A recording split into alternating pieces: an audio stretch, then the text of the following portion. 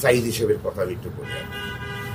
ওনাকে জেলখানায় যেভাবে রেখেছিল এটা ভাষায় প্রকাশ করা একটা সেলে আর কি, যেটা সেলটাকে বলা হয় যে আপনার মৃত্যুদণ্ড যে সেল, সেলে উনি থাকতেন।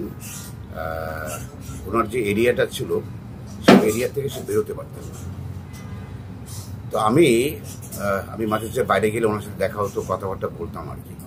আমি ঈদের সময়, ঈদের নামাজে জামাত হয়, এই জামাতে ওনাকে আসতে দেবে না। আর ওনার কাছে জেলখানায় সবাই যেত, দোয়া নিতে যেত, সবাই ওনাকে সালাম করতে যেত। সেই জিনিসটা খুব কম মানুষ পাচ্ছিল না। তা আমি ওই জেলখানা প্রশাসনের সাথে যুদ্ধ করে আমি সাইদি সাহেবকে আমি জোর করে, বিকজ উনি একতলায় থাকতো, বাইরে কোনো ভিউ দেখতে পারতো না, আর উনি উপরে উঠতে খুব কষ্ট। আমি 4 তলায় থাকতাম, আমি যেখানে ছিলাম 4 তলায় ডিভিশনে, আমি 4 তলায় থাকতাম। তা আমি ওনাকে ঈদের দিনে জোর করে আমি 4 তলা পর্যন্ত নিয়ে গিয়ে বাইরে বারান্দায় চেয়ার দিই, চেয়ারে বসে বলে সাইদি ভাই দেখেন এই ভিউগুলা দেখেন, আপনি অনেক দিন ধরে বাইরের ভিউগুলা দেখেন।